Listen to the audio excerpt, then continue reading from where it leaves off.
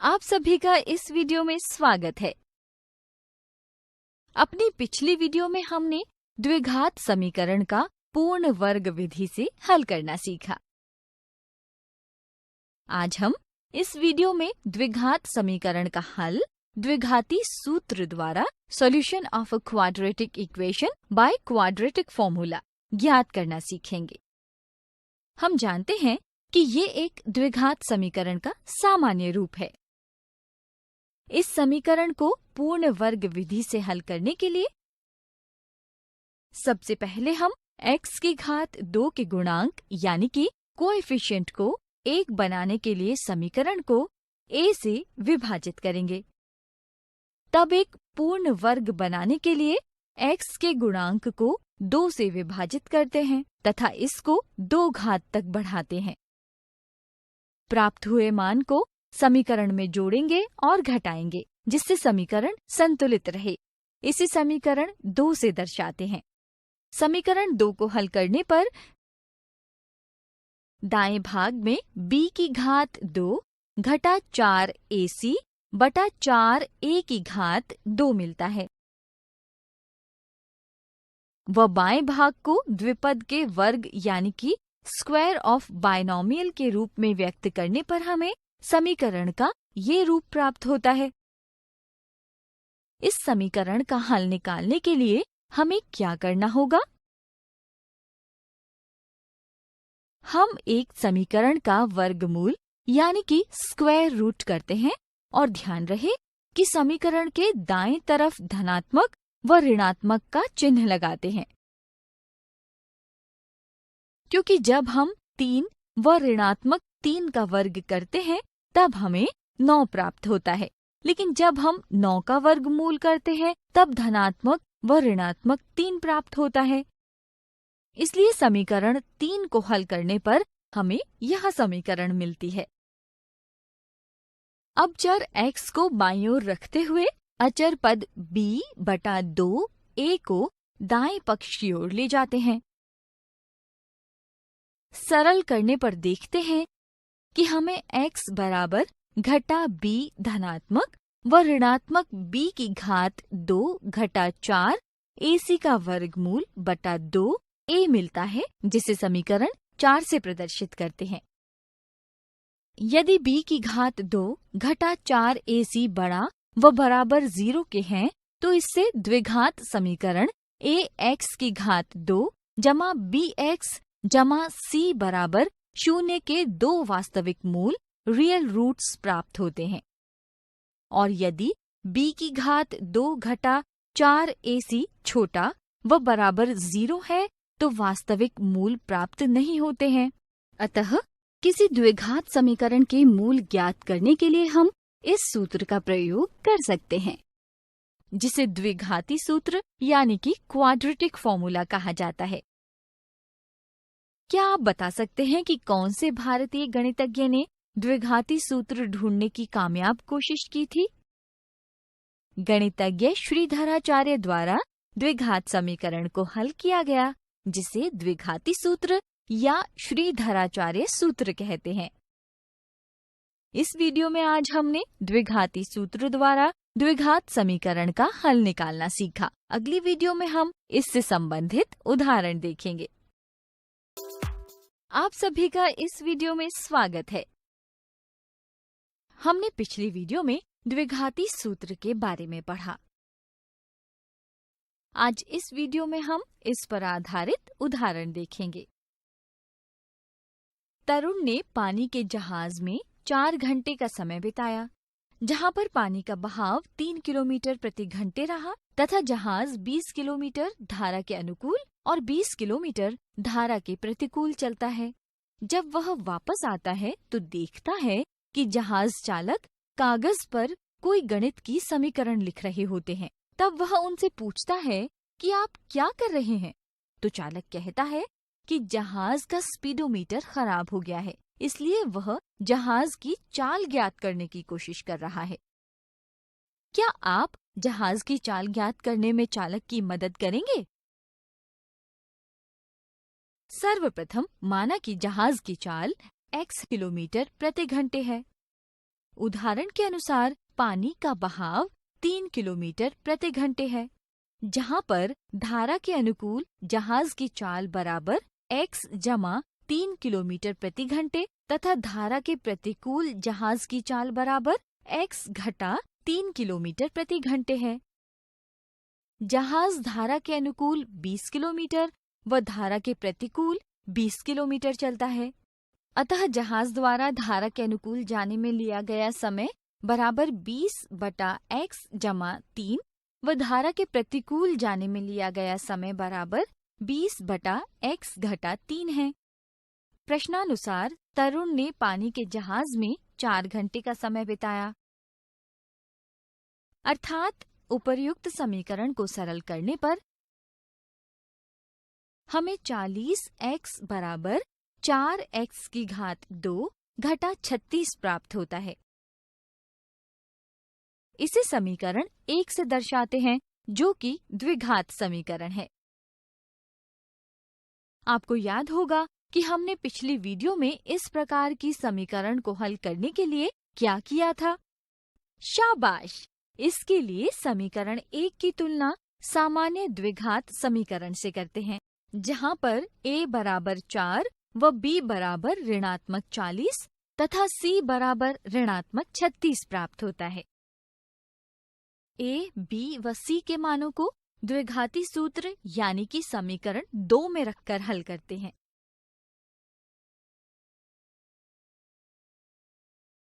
हल करने पर x बराबर 5 धनात्मक व ऋणात्मक 5.83 मिलता है, अर्थात x बराबर घटा 0.83 या x बराबर 10.83 प्राप्त होता है। क्योंकि x धारा की चाल है, इसलिए ऋणात्मक नहीं हो सकती, अतः हम मूल x बराबर घटा 0.83 को छोड़ देते हैं।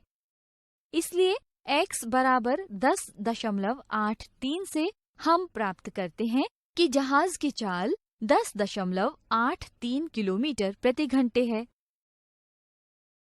आज इस वीडियो में हमने द्विघाती सूत्र द्वारा एक द्विघात समीकरण को हल करना सीखा।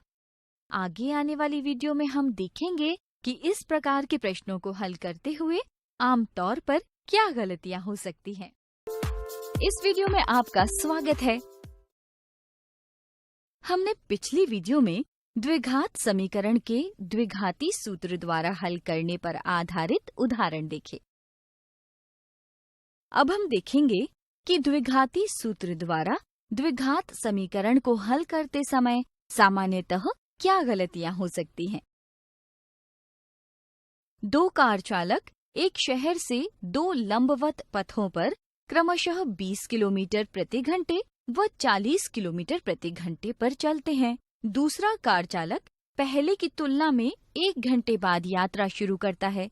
क्या आप बता सकते हैं कि कितने समय बाद दोनों की बीच की दूरी 100 किलोमीटर हो जाएगी? प्रश्न को हल करते समय वीडियो को रोकें और फिर अपने उत्तर का मिलान करें। आइए दी गई जानकारी को बीजगणितीय रूप में व्यक्त करते हैं।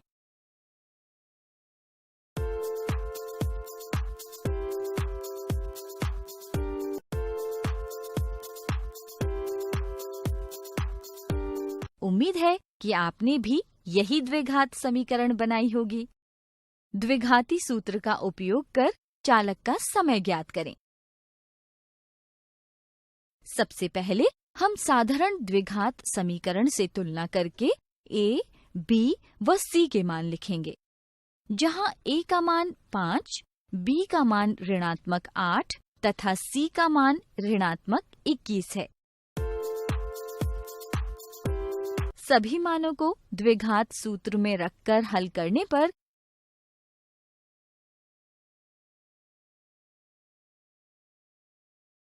धनात्मक चिन्ह लेने से हमें t का मान 3 व ऋणात्मक चिन्ह से t का मान ऋणात्मक 1.4 मिलता है। आप जानते हैं कि समय कभी ऋणात्मक नहीं होता, अतः t का मान 3 लेंगे, अर्थात पहले कार चालक को दूरी तय करने में 3 घंटे का समय लगेगा तथा दूसरा चालक जो पहले चालक की तुलना में 1 घंटे देरी से चला उसको 2 घंटे का समय लगा।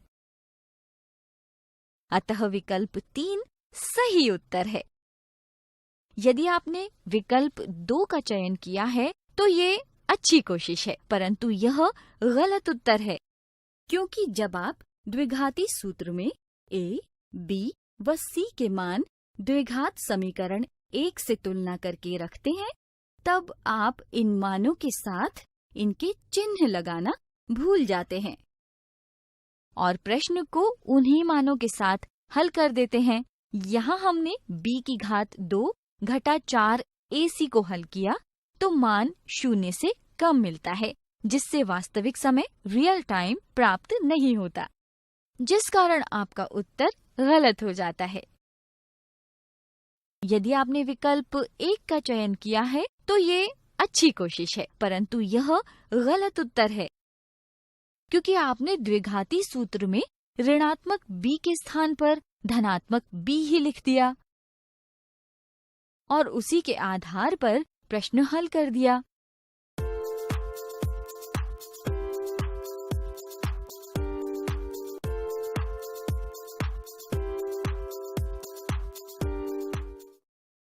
जिस कारण आपका उत्तर गलत हो जाता है।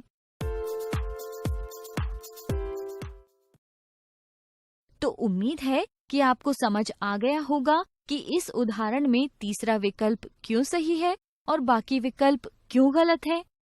अध्यापक भी कक्षा में विद्यार्थियों की सूझबूझ का परीक्षण ऐसे ही कुछ उदाहरणों की मदद से कर सकते हैं। अब तक हमने 2 चरों में रैखिक समीकरणों का अध्ययन किया। आज इस वीडियो में हम द्विघात समीकरण के बारे में जानेंगे। पिछले अध्याय में आप बहुपद पॉलिनोमियल के बारे में पढ़ चुके हैं। क्या आपको द्विघात बहुपद के बारे में याद है? क्या आप बता सकते हैं कि इसका व्यापक रूप क्या होगा? शाबाश! एक द्विघात बहुपद यानी कि क्वाड्रेटिक पॉलिनोमियल जिसका व्यापक रूप ax की घात 2 जमा bx जमा c होता है। तो चलो अब हम द्विघात समीकरण को समझेंगे। क्या आप बता सकते हैं कि द्विघात समीकरण कैसा होगा? द्विघात बहुपद px बराबर ax की घात 2 जमा bx जमा c के लिए जब द्विघात बहुपद को किसी भी अचर के बराबर रखते हैं तब ये बहुपद द्विघात समीकरण के रूप में परिवर्तित हो जाती है। यहाँ a, b, c वास्तविक संख्याएं हैं और a शून्य नहीं हो सकता है। आइए इस निष्कर्ष के आधार पर द्विघात समीकरण को समझने का प्रयास करेंगे। मोहन के पिताजी उससे 22 वर्ष बड़े हैं। 3 वर्ष पश्चात उन दोनों की आयु का गुणनफल 270 हो जाएगा। मोहन की वर्तमान आयु की समीकरण क्या होगी?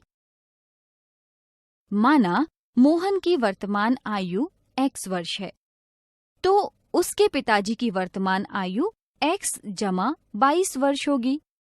3 वर्ष पश्चात मोहन की आयु x जमा 3 वर्ष और पिताजी की आयु x जमा 22 जमा 3 यानी कि x जमा 25 वर्ष होगी। अतः उनकी आयु का गुणनफल बराबर x जमा 3 गुणा x जमा 25।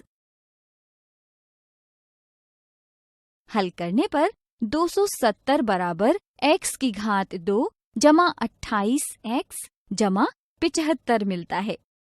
हम देखते हैं कि दायां भाग द्विघातीय बहुपद तथा बायां भाग अचर पद में है।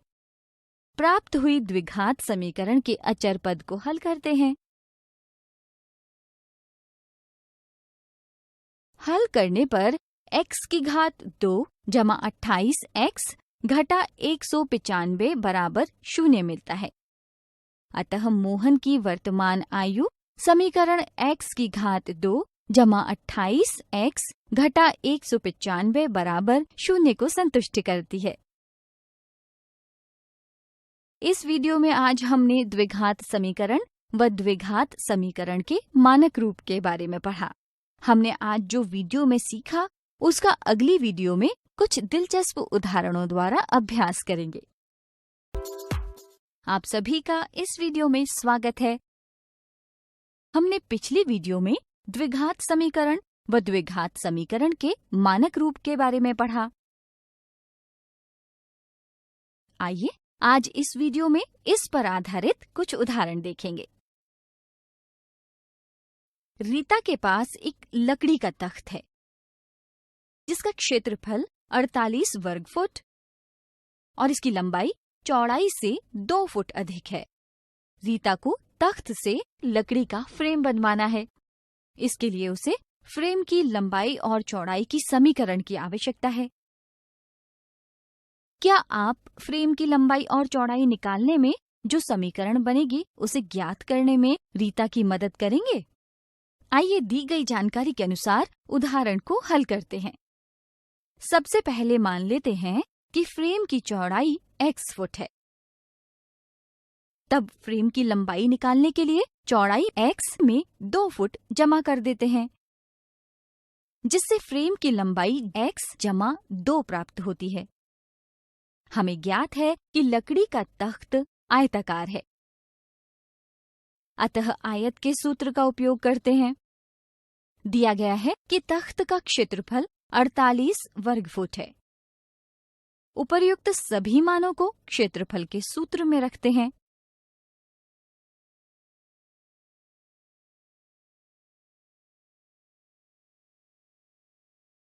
हल करने पर x की घात 2 जमा 2x घटा 48 बराबर 0 प्राप्त होता है। इस समीकरण से रीता फ्रेम की लंबाई और चौड़ाई ज्ञात कर सकती है। आइए एक और उदाहरण देखते हैं। एक बस 160 किलोमीटर की दूरी समान चाल से तय करती है। यदि इसकी चाल को 4 किलोमीटर प्रति घंटा से बढ़ा दें तो वो उस दूरी को तय करने में 1 घंटा कम लेती है। तब बस की चाल ज्ञात करने के लिए समीकरण ज्ञात कीजिए। क्या आप बस की चाल का समीकरण ज्ञात कर सकते हैं? माना बस की चाल x किलोमीटर प्रति घंटे है। बस द्वारा कुल दूरी तय की गई बराबर 160 किलोमीटर। माना दूरी तय करने में t समय लगता है। क्योंकि हमें बस की चाल का समीकरण प्राप्त करना है, इसलिए इसे निम्न रूप में दर्शाते हैं। चाल बराबर 160 बट्टे में t होगा। इसे हम t बराबर 160 बट्टे में x के रूप में लिख सकते हैं, जिसे समीकरण 1 द्वारा प्रदर्शित किया गया है। बस की चाल को 4 किलोमीटर प्रति घंटा बढ़ाने पर x जमा 4 प्राप्त होता है। प्रश्नानुसार बस की चाल बढ़ाने पर वह उसी सफर को 1 घंटा से कम समय में पूरा करती है, अर्थात समय बराबर t घटा 1 होगा। हल करने पर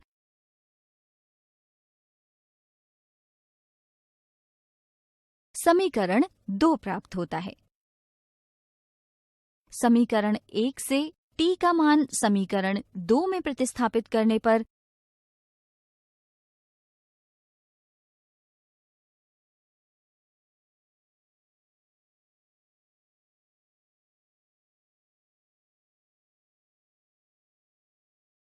x की घात 2 जमा 4x घटा 640 बराबर 0 प्राप्त होता है, जो बस की चाल के समीकरण को संतुष्ट करती है। आज इस वीडियो में हमने द्विघात समीकरण व द्विघात समीकरण के मानक रूप के उदाहरण देखे। आगे आने वाली वीडियो में हम देखेंगे कि इस प्रकार के प्रश्नों को हल करते हुए आम तौर पर क्या गलतियां हो सकती हैं। अपनी पिछली वीडियो में द्विघात समीकरण व द्विघात समीकरण के मानक रूप को हल करने के लिए उदाहरण देखा। अब हम देखेंगे कि द्विघात समीकरण व द्विघात समीकरण के मानक रूप में बनाते समय सामान्य रूप से क्या-क्या गलतियां हो सकती हैं। एक आयताकार बगीचे यानी कि रेक्टेंगुलर गार्डन की लंबाई 10 मीटर और चौड़ाई 12 मीटर है। इसके प्रत्येक आयाम यानी कि डायमेंशन को समान मात्रा में बढ़ा दिया जाता है तब बगीचे का कुल क्षेत्रफल 240 वर्ग मीटर है। तो आयताकार बगीचे के लिए समीकरण ज्ञात कीजिए।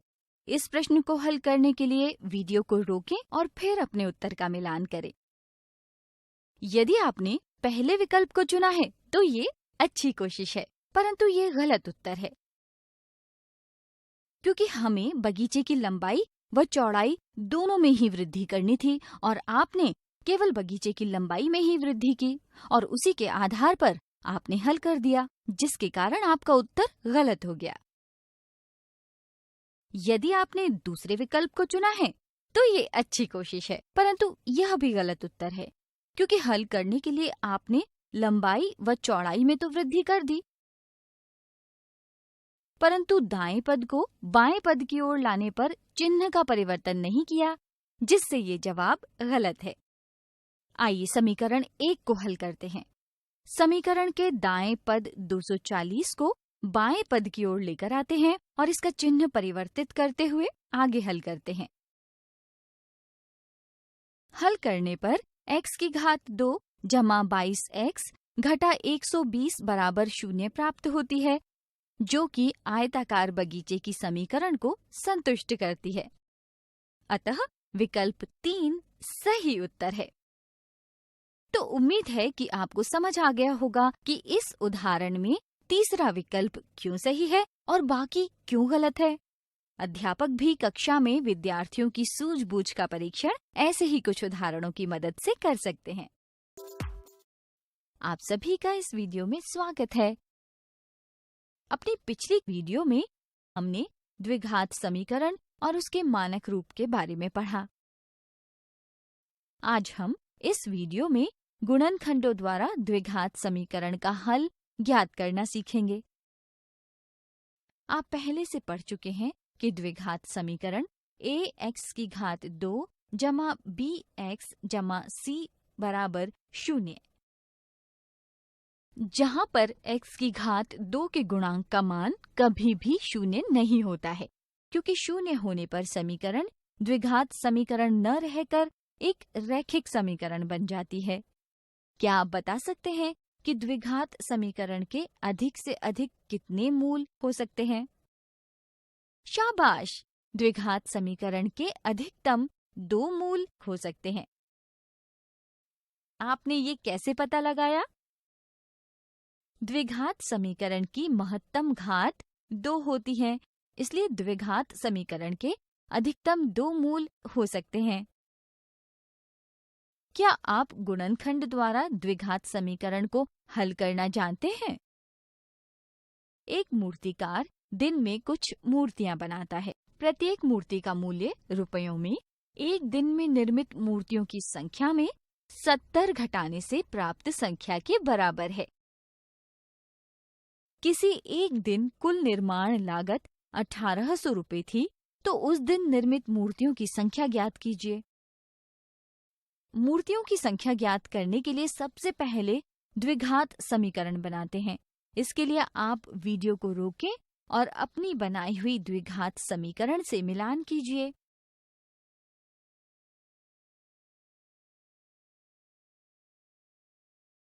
उपर्युक्त जानकारी से निर्मित समीकरण 1 यानी कि द्विघात समीकरण को आगे हल करते हैं। समीकरण के मध्य पद ऋणात्मक 70 का 2 भागों घटा 90 जमा 20 में विभाजित करते हैं। अतः द्विघात समीकरण x की घात 2 घटा 70x घटा 1800 बराबर 0 को हल करने पर समीकरण 2 यानी कि 2 रैखिक गुणनखंडों के गुणनखंड x जमा 20 गुणा x घटा 90 बराबर 0 के रूप में लिखा जाता है। आगे हल करने पर इस द्विघात समीकरण के रैखिक गुणनखंड के प्रत्येक पद को 0 के बराबर रखते हैं, जिससे x जमा 20 बराबर 0 या x घटा 90 बराबर 0 अर्थात x बराबर ऋणात्मक 20 या x बराबर 90 प्राप्त होता है।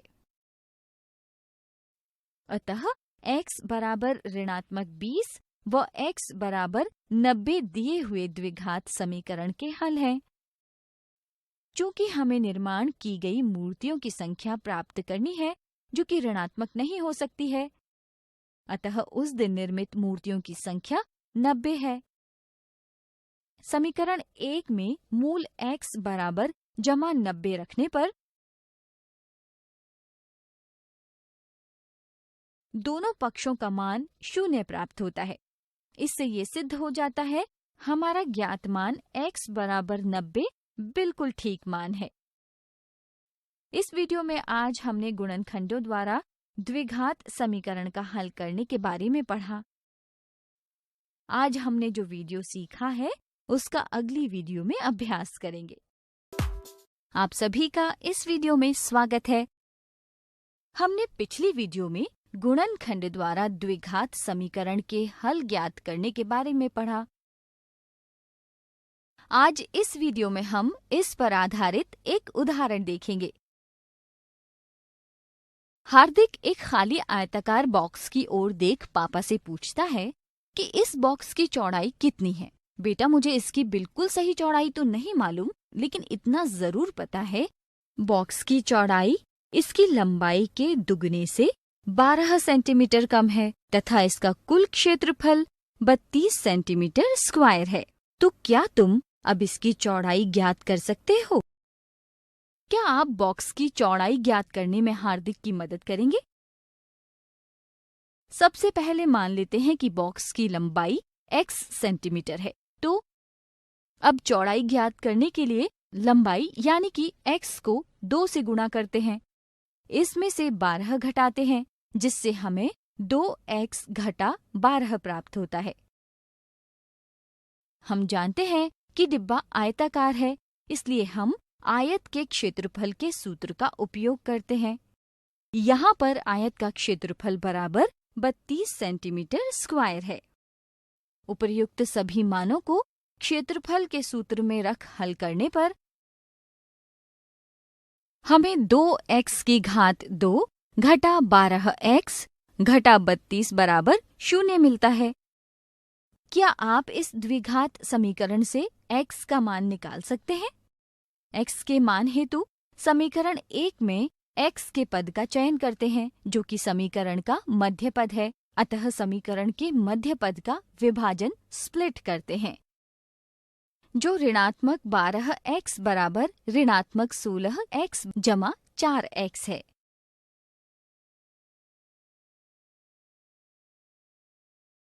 हल करने पर देखते हैं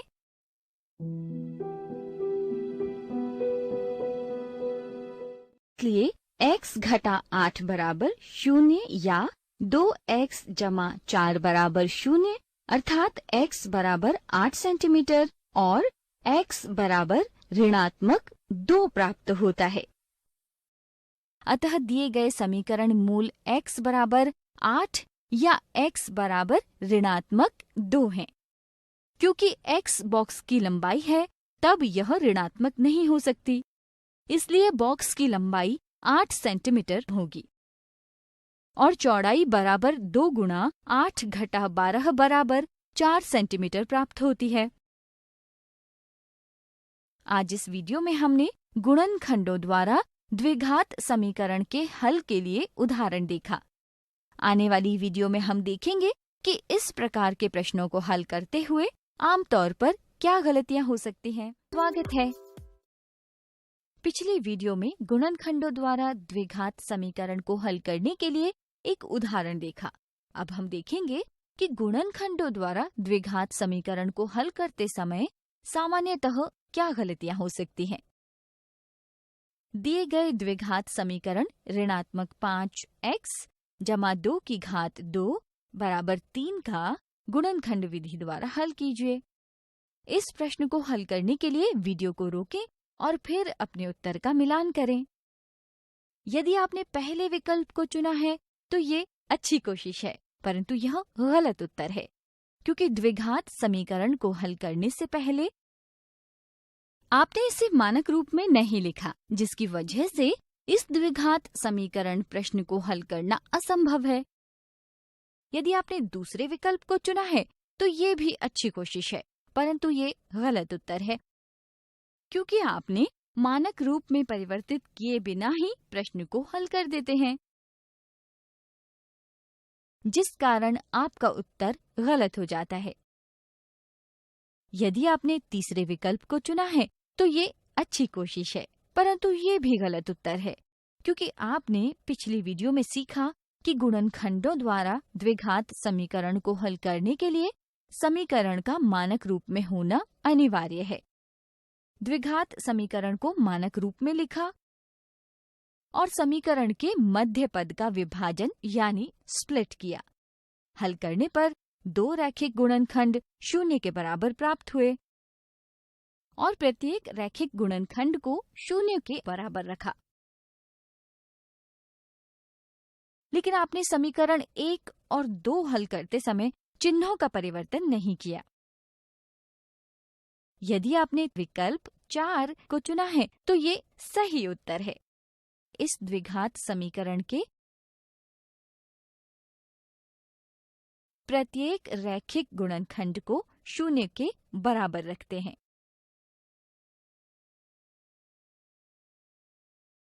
और समीकरण 1 और 2 को हल करते समय चिन्हों का परिवर्तन करते हैं।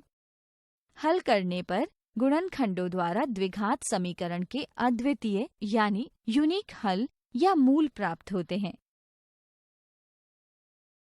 तो उम्मीद है कि आपको समझ आ गया होगा कि इस उदाहरण में चौथा विकल्प क्यों सही है और बाकी क्यों गलत हैं।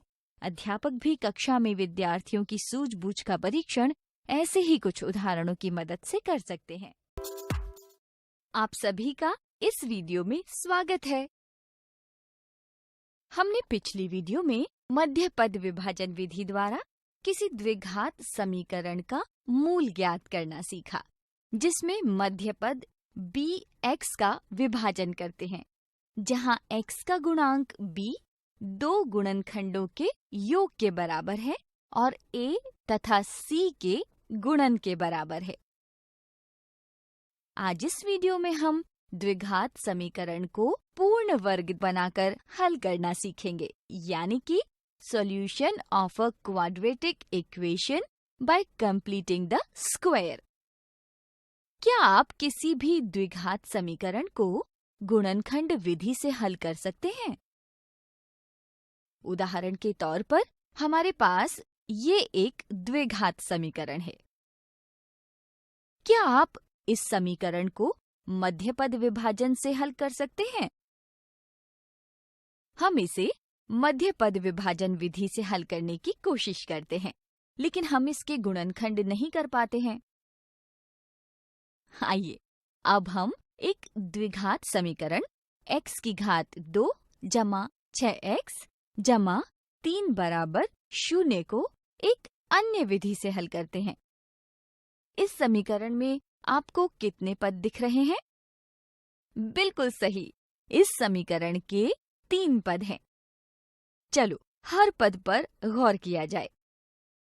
समीकरण के पहले पद x की घात 2 की बात करें तो माना यह एक वर्ग यानी कि स्क्वायर है, जिसकी प्रत्येक भुजा x है, जिसका क्षेत्रफल x की घात 2 है।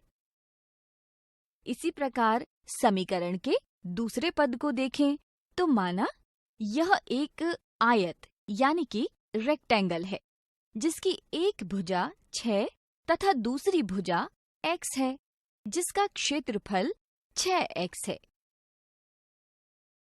क्या आप पहले व दूसरे पद की आकृतियों का योग कर सकते हैं?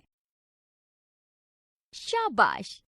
पहले व दूसरे पद की आकृतियों का योग करने पर हमें एक नया आयताकार टुकड़ा मिलता है, जिसका क्षेत्रफल पहले के वर्ग और आयत के क्षेत्रफल के योग के बराबर होगा, जो है x की घात 2 जमा 6x। अब हम नए आयत में से पहले वाले आयत, जिसका क्षेत्रफल 6x था, उसे 2 बराबर हिस्सों में कुछ इस प्रकार बराबर अलग करते हैं।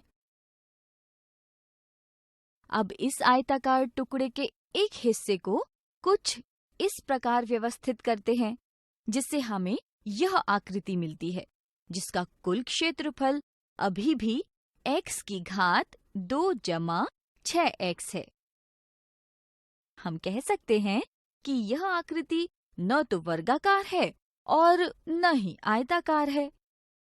क्या आप बता सकते हैं कि एक वर्ग के रूप में इसे पूर्ण करने के लिए हम क्या कर सकते हैं? इसे पूर्ण करने के लिए हमें एक 3 इकाई के वर्गाकार टुकड़े की आवश्यकता होगी। इसलिए आकृति में 3 इकाई के वर्गाकार टुकड़े को जोड़ते हैं, जिससे हमें एक नया वर्ग जिसकी प्रत्येक भुजा x जमा 3 है, जिसका क्षेत्रफल x जमा 3 का वर्ग प्राप्त होता है। आकृति का क्षेत्रफल x की घात 2 जमा 6x के बराबर रहे, इसलिए 3 इकाई के वर्गाकार टुकड़े के क्षेत्रफल को भी घटाते हैं, जो कि 9 वर्ग इकाई है। इस प्रकार यदि हम व्यंजक x की घात 2 जमा 6x को देखें तो हम इसे x जमा 3 के वर्ग घटा 9 के बराबर लिख सकते हैं।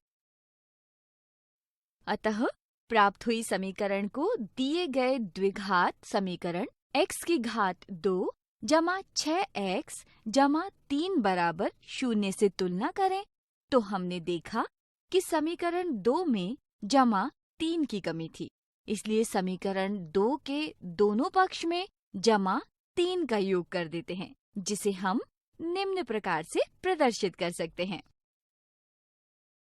इस प्रकार दिए गए समीकरण को एक पूर्ण वर्ग बनाकर x जमा 3 की घात 2 घटा 6 बराबर 0 के रूप में लिख सकते हैं।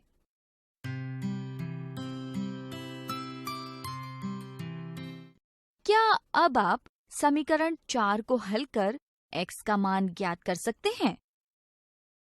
शाबाश!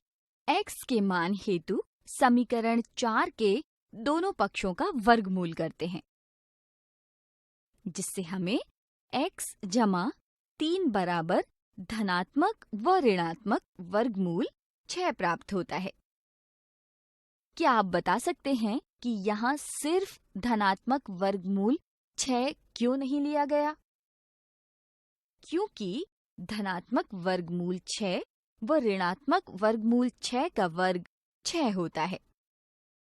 इसलिए हल करने पर समीकरण के मूल x बराबर ऋणात्मक 3 जमा वर्गमूल 6 व x बराबर ऋणात्मक 3 घटा वर्गमूल 6 प्राप्त होते हैं। यहाँ हमने दी गई द्विघात समीकरण को x जमा 3 के वर्ग घटा 6 बराबर 0 के रूप में दर्शाकर उसका मूल ज्ञात किया। उसी तरह हम किसी भी द्विघात समीकरण का पूर्ण वर्ग बनाकर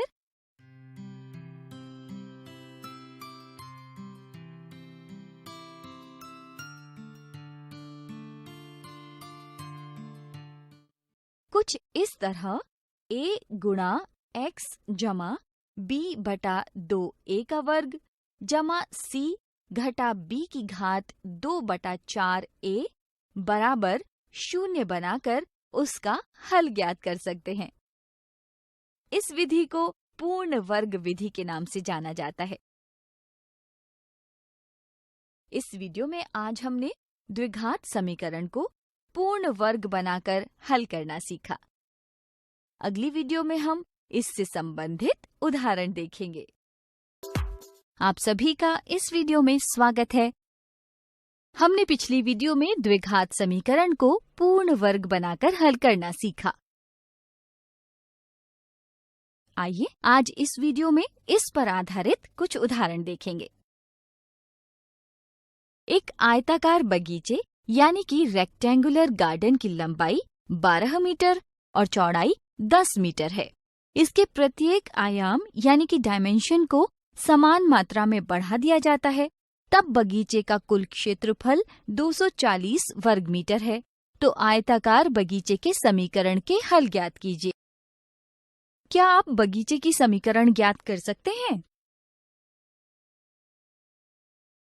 इसके लिए वीडियो को रोकें और बगीचे की समीकरण ज्ञात करें।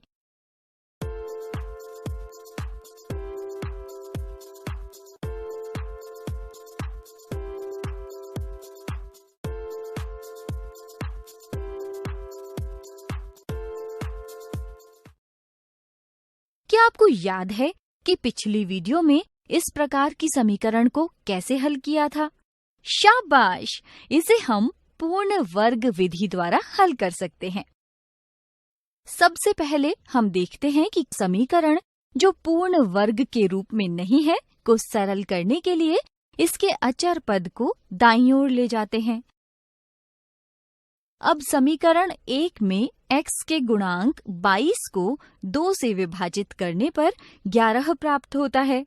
अब समीकरण 1 के दाएं पक्ष में 11 के वर्ग को जोड़ते व घटाते हैं, जिससे समीकरण संतुलित रहता है, जिसे हल करने पर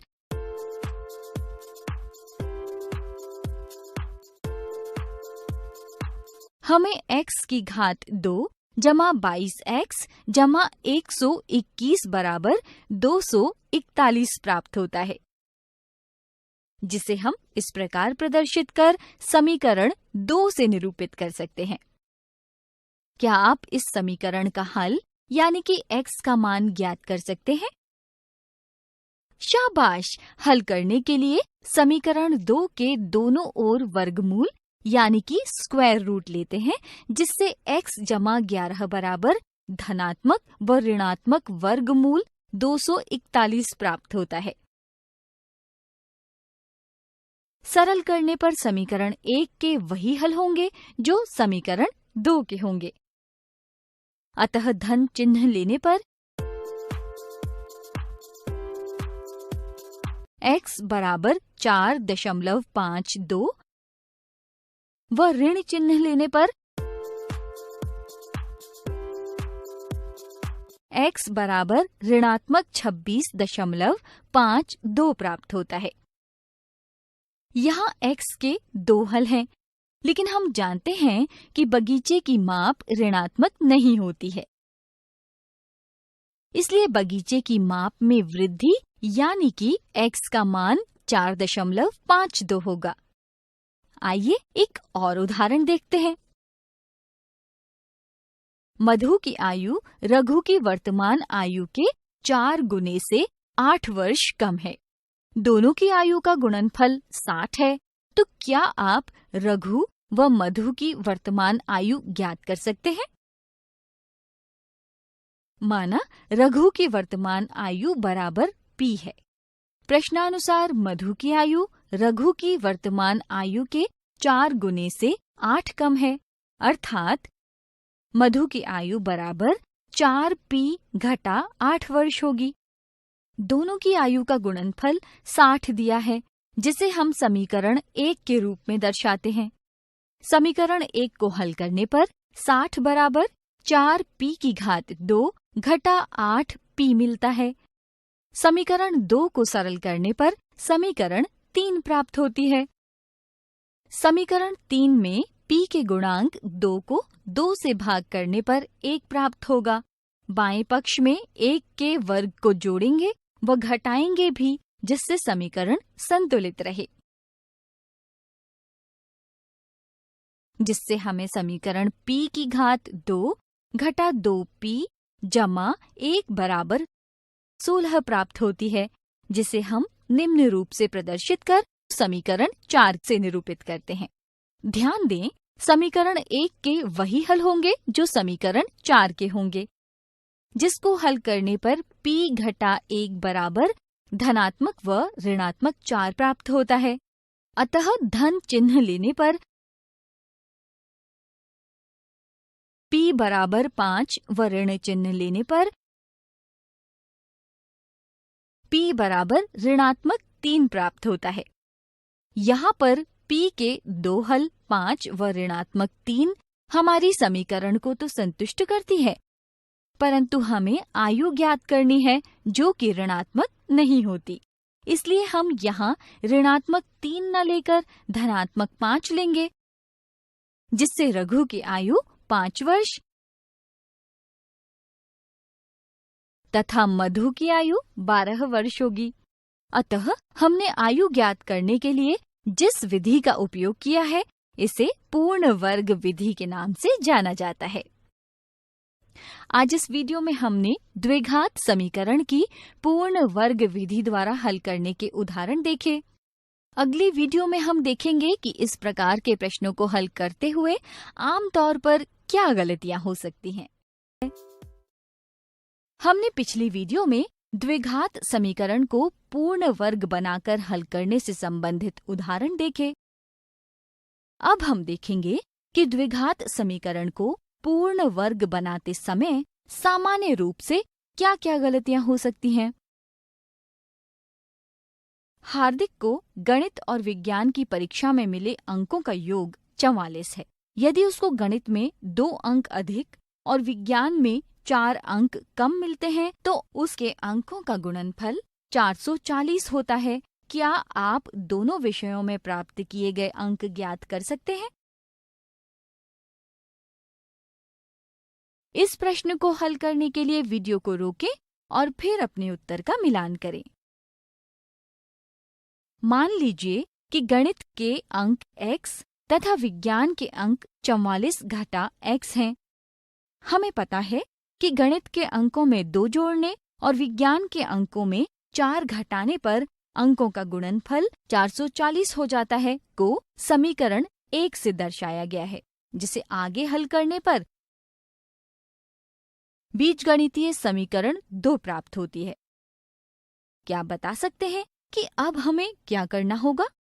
गणित के अंक जानने के लिए हम समीकरण 2 को हल करते हैं, जिसमें x के गुणांक ऋणात्मक 38 को 2 से विभाजित कर हमें ऋणात्मक 19 प्राप्त होता है, जिसके वर्ग को समीकरण 2 के बाएं पक्ष में जोड़ते व घटाते हैं ताकि समीकरण संतुलित रहे।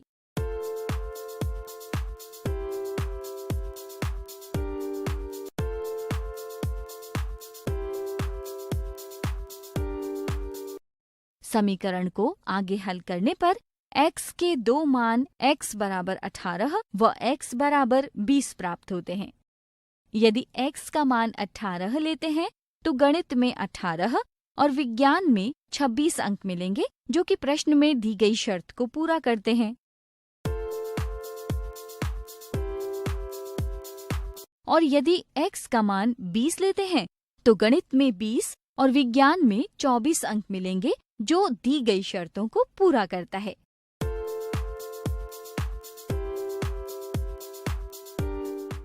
अतः हम कह सकते हैं कि x बराबर 18 व 20 लेने पर दोनों में से कोई भी संभावना हो सकती है। अतः विकल्प 3 सही उत्तर है।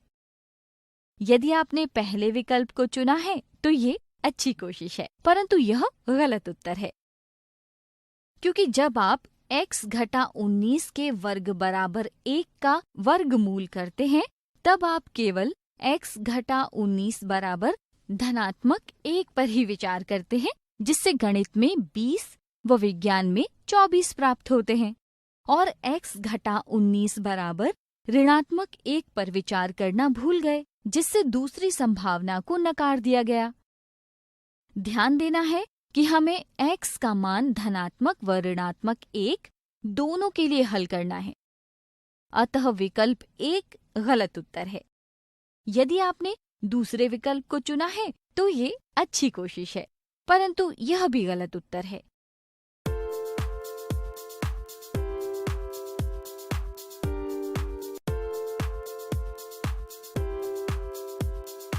क्योंकि आपने समीकरण 1 में x के गुणांक ऋणात्मक 38 को 2 से विभाजित कर उसके वर्ग ऋणात्मक 19 का उपयोग न कर सीधे ही जोड़ व घटा दिया, जिससे हमें ये समीकरण प्राप्त होगा। इस तरह हम पूर्ण वर्ग बनाने की गलत समझ से हम यहाँ गलती कर यहीं अटक जाते हैं, जिसके कारण आपका उत्तर गलत हो जाता है। तो उम्मीद है कि आपको समझ आ गया होगा कि इस उदाहरण में तीसरा विकल्प क्यों सही है और बाकी विकल्प क्यों गलत है। अध्यापक भी कक्षा में विद्यार्थियों की सूझबूझ का परीक्षण ऐसे ही कुछ उदाहरणों की मदद से कर सकते हैं। आप सभी का इस वीडियो में स्वागत है। पिछली वीडियोस में हम द्विघात समीकरण व इनको हल करने के लिए गुणनखंड विधि यानी कि फैक्टराइजेशन मेथड, पूर्ण वर्ग विधि यानी कि कंप्लीटिंग स्क्वायर मेथड तथा द्विघाती सूत्र यानी कि क्वाड्रेटिक फॉर्मूला को समझ चुके हैं। आज इस वीडियो में हम द्विघात समीकरण के मूलों की प्रकृति यानी कि nature of roots of a quadratic equation का अध्ययन करेंगे। क्या आप बता सकते हैं कि द्विघात समीकरण का व्यापक रूप क्या होगा? a x की घात 2 जमा b x जमा c बराबर 0 द्विघात समीकरण का व्यापक रूप है। हमने अपनी पिछली वीडियो में देखा था कि किसी द्विघात समीकरण के मूल यानी कि रूट्स ऑफ क्वाड्रेटिक इक्वेशन द्विघातीय सूत्र की मदद से प्राप्त किए जा सकते हैं। क्या आपको पता है कि द्विघात समीकरण के मूल किस प्रकृति के होते हैं? क्या वह वास्तविक होते हैं या काल्पनिक? आइए देखते हैं कैसे इसका पता लगा सकते हैं। इस द्विघातीय सूत्र में यदि b की घात 2 घटा 4 ac का मान 0 से बड़ा यानी कि धनात्मक माना m है। अब द्विघात सूत्र से प्राप्त मूलों में b की घात 2 घटा 4 ac के स्थान पर m प्रतिस्थापित करें। क्या आप बता सकते हैं कि एक वास्तविक संख्या का वर्गमूल क्या होगा? बिल्कुल सही, एक वास्तविक संख्या का वर्गमूल वास्तविक संख्या ही होगा। और हम जानते हैं कि किसी भी वास्तविक संख्या को वास्तविक संख्या में जोड़ने, घटाने, गुणा करने या भाग करने पर हमेशा वास्तविक संख्या ही प्राप्त होती है। अतः b की घात 2 घटा 4 ac के 0 से बड़े यानी कि धनात्मक होने की स्थिति में आप कह सकते हैं कि द्विघात समीकरण के ये दो अलग अलग वास्तविक मूल यानी कि रियल रूट्स होंगे। इसी प्रकार यदि हम b की घात 2 घटा 4 ac को 0 माने तो क्या आप बता सकते हैं कि द्विघात समीकरण के मूल कैसे होंगे? यदि स्थिति 1 से प्राप्त मूलों में अगर हम b की घात 2 घटा 4 ac के स्थान पर 0 प्रतिस्थापित करें तो हमें दो समान वास्तविक मूल यानी कि x बराबर ऋणात्मक b बटा 2 a मिलते हैं। क्या आप अन्य किसी स्थिति के बारे में सोच सकते हैं? बिल्कुल सही। अब यदि हम b की घात 2 घटा 4 ac का मान 0 से छोटा यानी कि ऋणात्मक लें, माना ऋणात्मक m लेते हैं। पुनः स्थिति 1 से प्राप्त मूलों में यदि b की घात 2 घटा 4 ac के स्थान पर ऋणात्मक m प्रतिस्थापित करें तो आप देखेंगे कि हमें वर्गमूल चिन्ह के अंदर ऋणात्मक संख्या मिलती है। क्या आप ऋणात्मक संख्या का वर्गमूल ज्ञात कर सकते हैं? ऋणात्मक संख्या का वर्गमूल वास्तविक नहीं होता अथवा काल्पनिक होता है और हम जानते हैं कि किसी भी काल्पनिक संख्या को वास्तविक संख्या से जोड़ने, घटाने, गुणा करने या भाग करने पर हमेशा काल्पनिक संख्या ही प्राप्त होती है। अतः b की घात 2 घटा 4 ac के 0 से छोटे यानी कि ऋणात्मक होने की स्थिति में आप कह सकते हैं कि द्विघात समीकरण के कोई वास्तविक मूल नहीं होंगे या दो काल्पनिक मूल होंगे। आपने देखा कि किसी द्विघात समीकरण के लिए b की घात 2 घटा 4 ac ये तय करता है कि समीकरण के मूल वास्तविक हैं या काल्पनिक। इसलिए इसे विविक्त कर यानी कि डिस्क्रिमिनेंट कहते हैं। आज हमने देखा कि किसी द्विघात समीकरण जिसके लिए विविक्त कर b की घात 2 घटा 4 ac यदि 0 से बड़ा यानी कि धनात्मक है तो समीकरण के दो भिन्न वास्तविक मूल होंगे। 0 के बराबर है तो समीकरण के दो समान वास्तविक मूल होंगे। 0 से छोटा यानी कि ऋणात्मक है तो समीकरण के कोई वास्तविक मूल नहीं होंगे अथवा दो काल्पनिक मूल होंगे। अगली वीडियो में हम इस पर आधारित कुछ दिलचस्प उदाहरण देखेंगे। स्वागत है। पिछली वीडियो में हमने द्विघात समीकरण यानी कि क्वाड्रेटिक इक्वेशंस के विविक्तकर यानी कि डिस्क्रिमिनेंट तथा मूलों की प्रकृति यानी कि नेचर ऑफ रूट्स के बारे में पढ़ा। आज हम इस पर आधारित कुछ दिलचस्प उदाहरण देखेंगे। सोहन के पैनों की संख्या मोहन के पैनों की संख्या से 3 कम है तथा पैनों की संख्याओं का गुणनफल 28 है। क्या यह स्थिति संभव है?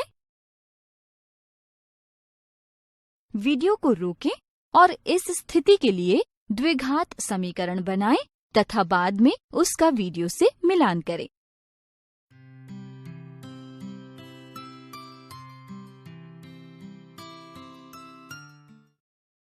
क्या आप बता सकते हैं कि सबसे पहले हमें क्या करना होगा? सही जवाब, सबसे पहले हमें इस समीकरण की द्विघात समीकरण के व्यापक रूप से तुलना करनी होगी, जिससे हमें A, B व C के मान मिल जाते हैं।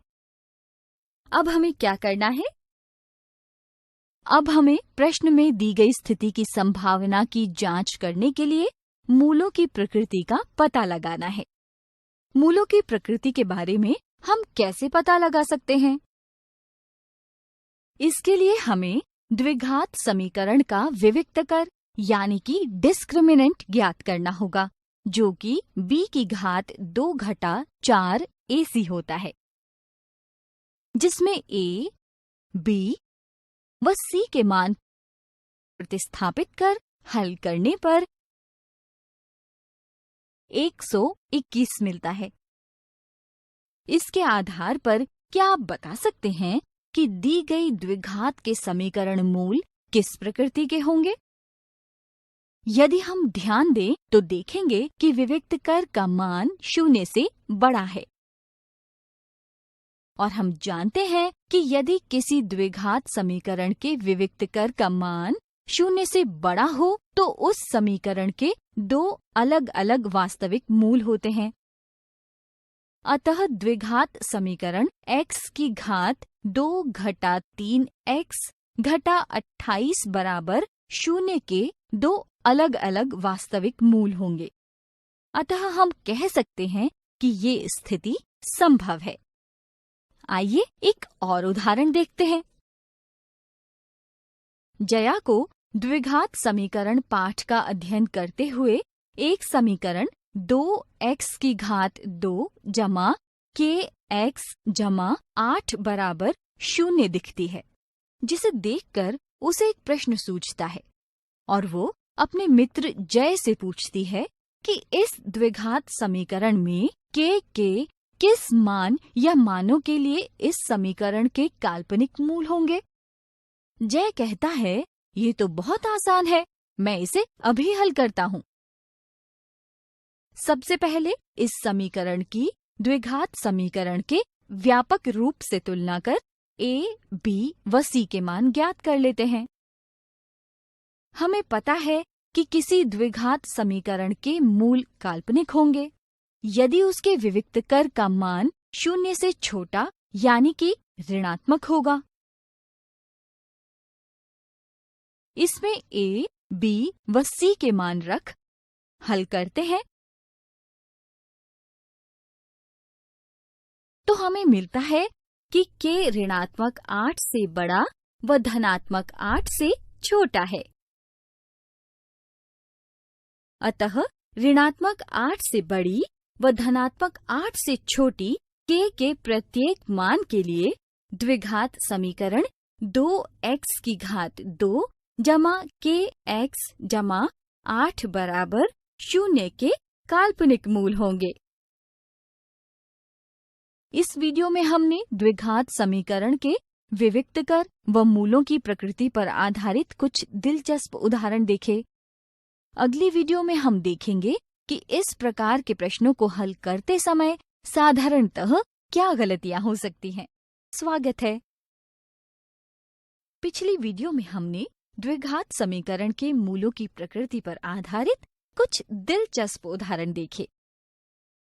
आज हम देखेंगे कि इस प्रकार के प्रश्नों को हल करते समय साधारणतः क्या गलतियां हो सकती हैं।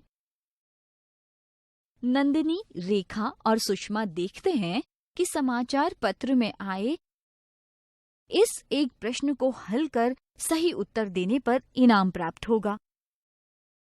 सुषमा, रेखा और नंदिनी क्रमशः विकल्प 1, 2 व 3 का चयन करती हैं। क्या आप बता सकते हैं किसका उत्तर सही है और क्यों? प्रश्न को हल करने के लिए वीडियो को रोकें और फिर अपने उत्तर का मिलान करें। आप देखेंगे कि प्रश्न में दी गई द्विघात समीकरण मानक रूप में नहीं है। क्या आप इस समीकरण को मानक रूप में लिख सकते हैं? मानक रूप में इस समीकरण को कुछ इस तरह लिखा जा सकता है, जिसकी द्विघात समीकरण के व्यापक रूप से तुलना कर A, B व C के मान ज्ञात कर लेते हैं। अब हमें आगे क्या करना होगा? मूलों की प्रकृति जानने के लिए हमें द्विघात समीकरण के विविक्त कर यानी कि डिस्क्रिमिनेंट पर चर्चा करनी होगी।